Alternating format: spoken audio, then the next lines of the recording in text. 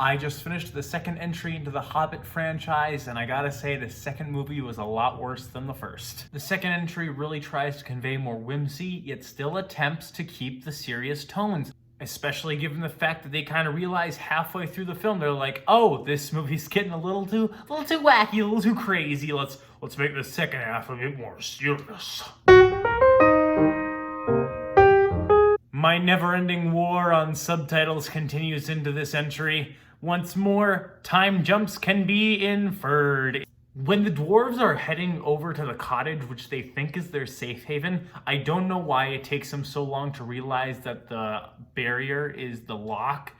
You would be in like such a frantic state of mind that you would definitely start like scratching at the door, and that barricade would have caught your eye like that. When the shapeshifter returns to his man form, he still has the shackle on his wrist, and I don't get how that's possible, being that his bear size is like twice the, mass of his human form, and magic's never been established to be like a material bending property. Why does the necromancer waste so much time and energy on like polluting the forests? Like the ones near his base, fine, you gotta fire up the forges and start melting down scrap iron to make, your massive armies. But so far away, like especially in places that you know are going to be patrolled by military forces, why on earth would you be expending so many resources trying to capture those areas? When they're heading through the polluted forest, why do the dwarves fall ill before Bilbo? Wouldn't they have evolved to be like better resistant to like toxic airs, being that they all work in mines? The party escapes the spiders because Bilbo Baggins wasn't stung. But why wasn't he stung? That's so stupid! Were they tired? When the dwarves are being thrown into the elven jails, Keely, gets a knife pulled off of him as, a little joke to show that he's, armed, I guess. But was he not searched? Why is Bard so forthcoming with his personal information? He's very aware people are paid handsomely for any information given about people who plot against him. Why on earth would Bard just be like, oh yeah, here are my credentials? The credentials being how good he is at doing illegal stuff. When the party gets to Lake Town, there are little pugs running amok. And now pugs are often shown as a sign of influence and even affluence. Word of the day.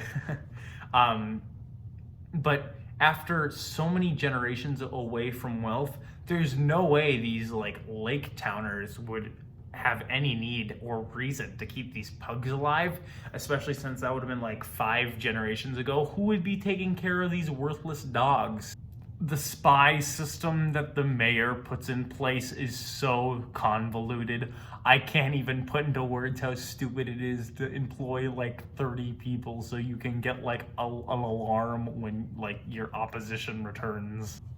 One thing I really enjoyed throughout the entire film was watching Thorin kind of lose compassion about his group and just being we need to get to the mountain.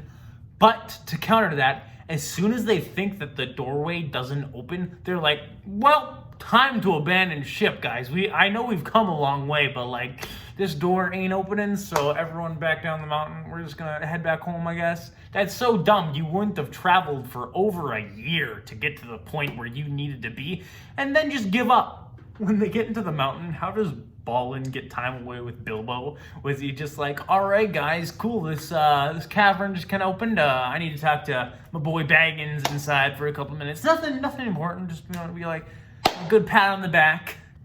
I don't know why Sauron wastes so much time making Gandalf trip balls in his castle. Just kill him. Best scene in the entire film was when Bilbo is with Smaug, and then when Smaug wakes up, Bilbo just kind of sits down because he doesn't know how to respond to the dragon.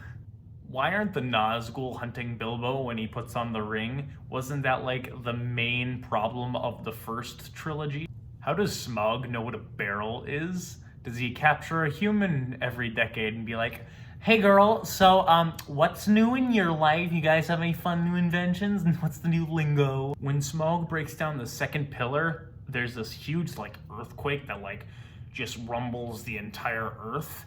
Why didn't the first pillar make that giant earthquake?